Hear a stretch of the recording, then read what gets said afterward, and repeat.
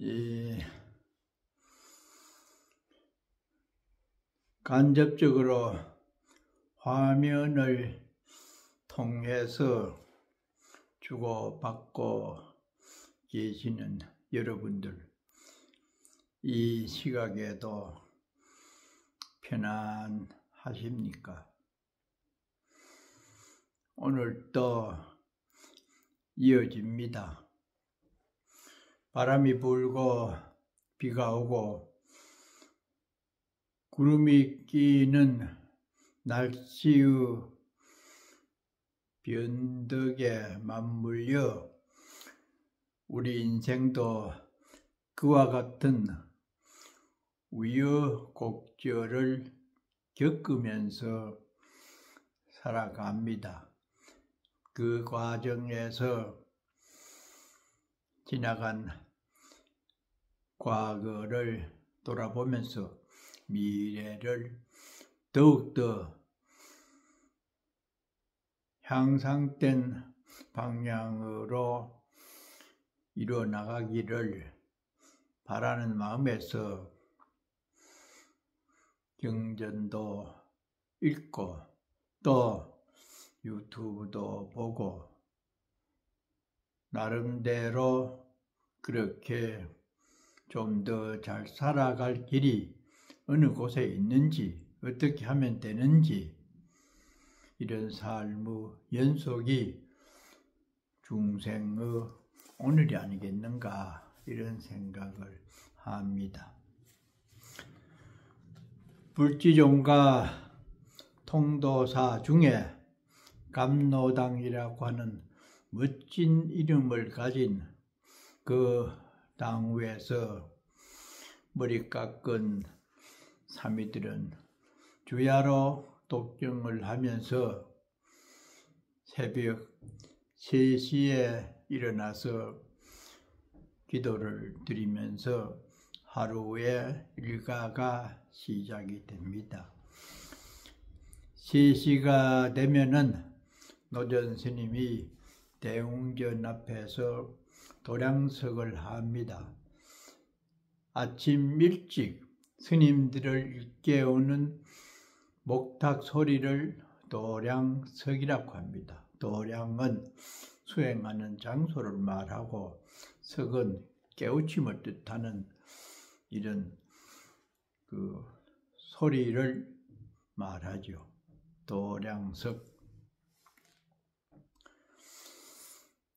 새벽에 무슨 종소리나 목탁 소리를 낼 때는 낮은 데서부터 높은 곳으로 올라갑니다. 이른 아침이기 때문에 갑자기 치면은 놀라기도 하는 그런 것도 있겠지만은 이제 하루가 시작되는 여명의 직전이기 때문에 그렇게 약한 소리에서 큰 소리로 목탁 소리가 울리면은 각자 방에서 잠에서 일어나 세수를 하고 예불을 드릴 준비를 합니다. 반대로 저녁 예불을 할 때는 큰 소리에서 작은 소리로 내려옵니다. 하루를 마감하는 일몰의 시간이기 때문에 그 자연의 이치에 따르기 위해서 이식도 그렇게 조화를 맞춥니다. 그러면은 대종을 치고 법고를 목을 치는 그 시간에 넉넉하게 세수를 하고 가사장삼을 수하고 이방 저방에서 법당으로 모여서 예불을 드립니다. 예불을 마치고 나면은 각자 방으로 돌아가서 공부를 합니다.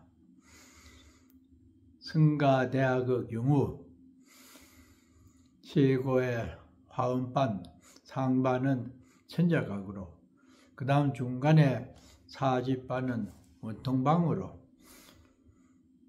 초학자인 우리들은 감로당으로 각각 들어가서 그때부터 고향 시간 직전까지 공부를 하지요. 마치면은 아침 고향을 하고 나서 목탁 소리가 들립니다. 산중에서 목탁 치는 소리가 들리는 경우가 여러 번 있지만은 공부하는 학인들에게 전달되는 목탁 소리는 한 번을 크게 내리치고 그치면은 특별한 음식이 생겼을 때 먹으러 오라는 사인입니다. 그 다음에 2번을 치고 마치면은 청소 시간이라고 하는 울림이라요. 공부를 할 때는 3번을 칩니다. 그러면은 가사장삼을 읽고 공부할 준비를 해요. 공부를 하기 전에 전 학인들이 한 방에 모여서 인식을 합니다. 그곳에서는 혹시 강원에서 전달할 게 있으면은 전달하는 회의도 하고 그것을 마칠 때쯤에는 상강리라고 하는 인식을 해요. 상강. 강의를 들을 때의 예식이다. 상강예. 여러 사람이 함께 모입니다. 그러면 그 합송을 하는 내용이 일심정예, 지극한 한 마음으로 머리 조아려 예를 올립니다. 진 시방 삼세 일체 제불, 시방 삼세에 항상 계시는 일체 제불님께 인사를 합니다. 큰절을 해요. 그 다음에는 제법, 마지막으로 일체 현성승 해가지고 현인, 성인, 성녀, 거룩한 대선지식께 예를 합니다. 불법승 3번님께 그렇게 예를 하고는 아제자 등 우리는 부처님의 제자들로서 이 경률론 3장을 지금 공부를 하려고 합니다. 그러니 오직 원컨된 삼보님께서는 저희들의 이 공부하는 것을 증명해 주시옵소서. 공부를 하되 여법하게 선대의 여러 부처님이나 또 부처님께서 말씀하신 내용에 대해서 틀리지 않게 공부를 하려고 하니까 증명해 주십시오. 그러면서 절을 10번 합니다. 마지막에는 나무 서가모니불, 나무 서가모니불, 나무 서가모니불 하고 다음에 음성이 좋은 대표 스님이 먼저 선창을 합니다. 무상심심이묘법. 그래 하면은 전 학인들이 합창을 해요. 그렇게 하면은 그 소리가 참으로 밖에서 멀리 들으면은 아주 아름답게 들리고 그 신심이 우러나는 그런 음성이 들립니다.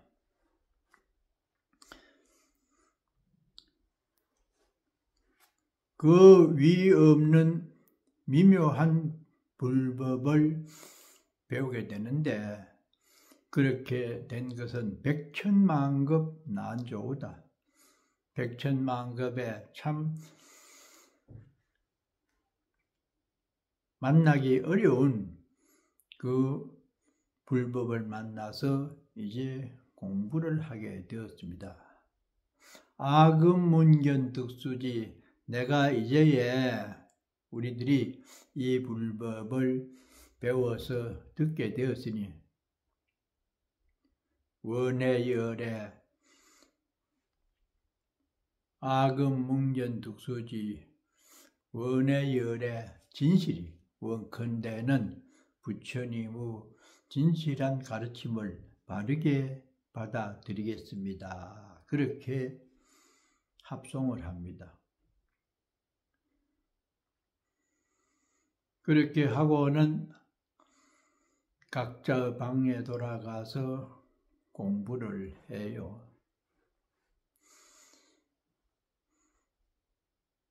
참 천년고찰 통도사에서 그렇게 낭낭한 연불 소리를 들으면은 지나가던 사람들도 멈춰서서 이 상강례에서 나오는 그 소리를 훔쳐 듣고 신심을 낸다고 들었습니다. 우리가 지금은 한글로 많이 합니다만은 이 무상계 이 네 구절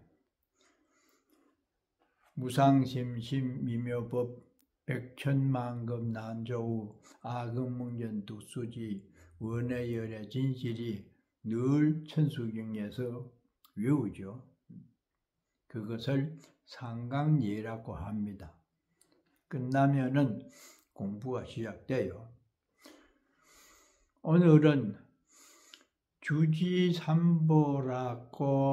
하는 그 친문에 있는 내용에 대해서 말씀을 드리고자 합니다. 이 법문을 하게 된 스님은 중국 당나라 수화법사라고 하는 분의 법문인데 아주 내용이 현실적이고도 알맹이가 있어서 여러분과 함께 이 뜻을 새겨보고자 합니다. 제목은 현존하는 삼보에 의지해야 된다. 아시다시피 통도사는 불지종가지요. 서가모니 부처님의 정골사리를 모셨기 때문에 불지종가고 불보사찰이죠. 해인사는 부처님께서 말씀하신 팔만대장경을 목판에 새겨서 모셨기 때문에 법보종찰이다. 송광사는 고려 때 16국사가 배출되었기 때문에 승보종찰이다. 불법승, 삼보는 옛날 걸어놓는 솥에 보면은 솥발이 3개가 있어요. 3개가 있어야 바르게 안치가 돼서 국도 끓이고 밥을 해 먹을 수가 있습니다. 3이라고 하는 것은 굉장히 동양 사상에서는 중요한 위치에 있는 것이 석삼자 3가지입니다. 3대 위기, 삼보종찰, 3대 조건, 3은 원만한 수입니다. 그래서 3사람 이상이 모이면은 회의가 열릴 수 있어서 거기에서 결정되면은 많은 사람들이 따라야 되는 이 회합의 가장 기초적인 조건이 3입니다. 그것은 지난번에 말씀드린 대로 천지인 이 위대한 3가지의 조건도 되고 결정을 할 때는 2대 1이 되면은 한 사람은 거기에 순응을 해야 되잖아요. 가장 작은 숫자로서 제일 큰 어떤 결과도 도출해낼 수 있는 게 3이라요. 그래서 우리도 거기에 맞춰서 삼보사차를 정했고, 삼보를 귀히 여기는 이식을 큰 행사 때마다 우리가 외우고 뜻을 새기잖아요. 주지 삼보, 주지 현존하는 것을 주지, 물론 본사 주지, 어느 암자 주지할 때도 같은 글자를 쓰지만은 머무른다. 지금 이 자리에 있다는 뜻입니다. 지금 이곳에 머무는 그 삼보에 의지해야 불법이 잘 원만하게 펼쳐질 수 있다. 인능 홍도하여, 사람이 능히 도를 전파를 한다. 그래서 만재지 소류자요, 천만년 동안에 자비가 그곳으로부터 나온다. 누구? 사람이 중심이다. 거기에서 나와진 것을 도라고 하죠. 도를 의지해서, 도가 사람을 의지해서 널리 펼쳐진다. 때문에 삼법, 불법성 이 삼법이 이에 계위라 했어요. 계위, 위치에 따라서 넓게 펼쳐진다고 하는 뜻입니다. 그러니까 여기에서 주창하는 내용은 불법성 할 때에 삼보 중에 승보가 제일 끝처럼 느껴지지만은 사실은 승보가 핵심이 될 수 있다. 왜 그러냐? 중국의 불교가 처음 들어온 것이 이 한나라 영평 10년, 서기 67년경이라고 알려져 있습니다. 전적에 의하면은 다소 확실한 것은 아니지만은 그때쯤이라고 합니다. 그러니까 우리나라에는 고구려 소수림망 372년 때 들어왔다고 우리가 늘 배웠잖아요. 그래서 계산해 보면은 한 300여 년 앞에 중국에 먼저 불교가 유입이 됐다. 주로 그 실크로드를 통해서 장사하는 사람 중에 불자가 있어서 인도에서 경전을 모시고 왔다. 그런 설이 있습니다. 경전은 모시고 왔는데 그 경전의 뜻을 일반 사람들에게 설명을 해줄 법사가 없었대요. 그래 가지고 법사 스님을 어디 갔나? 여기다 써놨는데 없네. 여기 있네요. 가섭마등이라고 하는 인도분하고 축법난이라고 하는 고승을 중국 사람들이 가서 인도에서 초청해가지고 모셔옵니다. 그렇기 때문에 경전이 중국에 와서 불교가 시작된 연대하고 또 스님들이 와서 절을 짓고 전법을 하게 된 시기 등등을 생각을 하다 보니까 약간의 연대가 달라질 수 있습니다. 그건 뭐 요즘에 어디 행사 날짜를 정하듯이 그런 시대도 아니고 하다 보니까 조금의 이 차이는 있지만은 대충 서기 67년 경이라고 되어 있어요.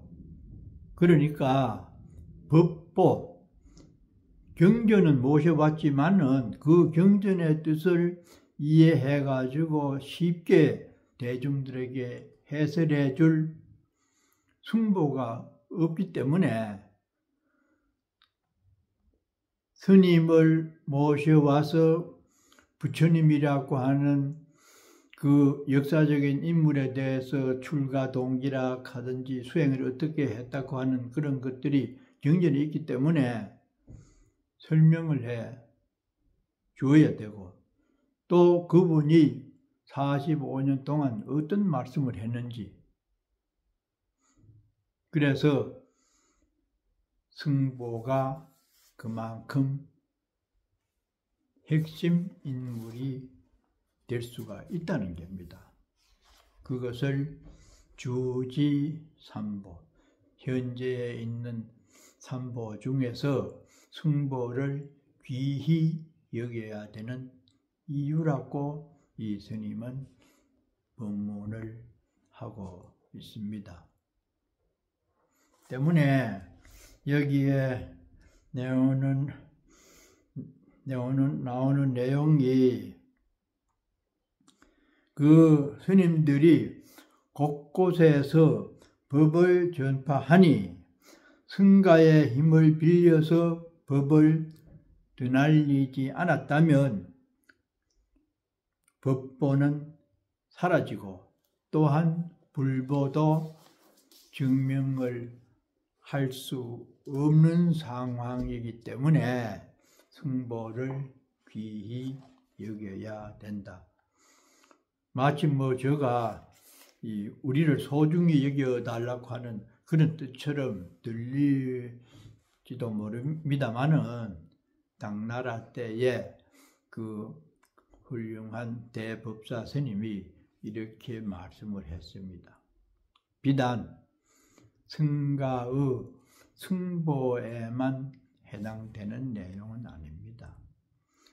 우리라고 하는 후손이 이 나라 이 땅에 살게 되면서 지금 우리들이 어떤 마음으로 부모님을 섬기고 조상들을 생각을 하고 대한민국이라고 하는 나라의 정체에 대해서 어떤 시각으로 바라보게 되는지, 가장 중요한 것은 이 땅에 지금 살고 있는 우리들의 관념이나 자세 또는 이 나라나 이념을 바라보는 그런 현존하는 사람들의 몫이 가장 중요하다. 우리가 어떻게 하느냐에 거기에서 선조들에 대한 예우나 또 가치가 나락으로 떨어지느냐, 아니면은 이 격상이 되어서 모든 사람들이 존경을 받게 되는가. 그런데 지금 한국인의 이식 구조는 어떻습니까?